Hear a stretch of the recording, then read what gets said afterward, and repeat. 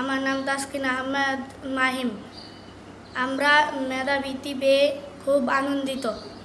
আমরা চাই যে এই মেধাবৃত্তি আরও সারা বছরই চলুক। আমরা প্রত্যেক বছরের মতোই এবারও ছাত্র সংসদ থেকেই আমরা প্রতি বছরের ন্যায় এবারও আমরা বৃত্তি আয়োজন করেছিলাম। সেখানে আমাদের কিছু শিক্ষার্থী তারা কৃতকার্য হয়েছে সাফল্যের সাথে।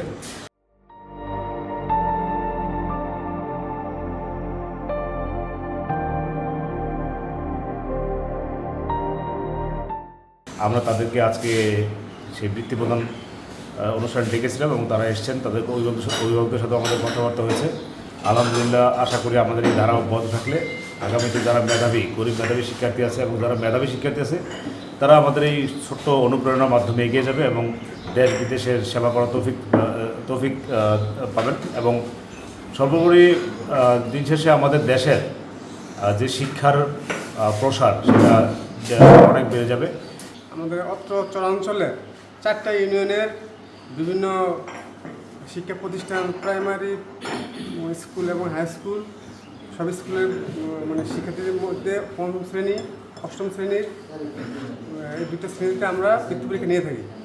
এবং এই শ্রেণীতে যারা হতদরিদ্র শিক্ষার্থী, অসহায় গরিব শিক্ষার্থী যারা আছেন এবং মেধাবী, এদের ভিতর থেকে যারা বৃত্তি পায় তাদেরকে আমরা প্রত্যেক বছর আর্থিক সহযোগিতা এবং সম্ভাবনা দিয়ে থাকি।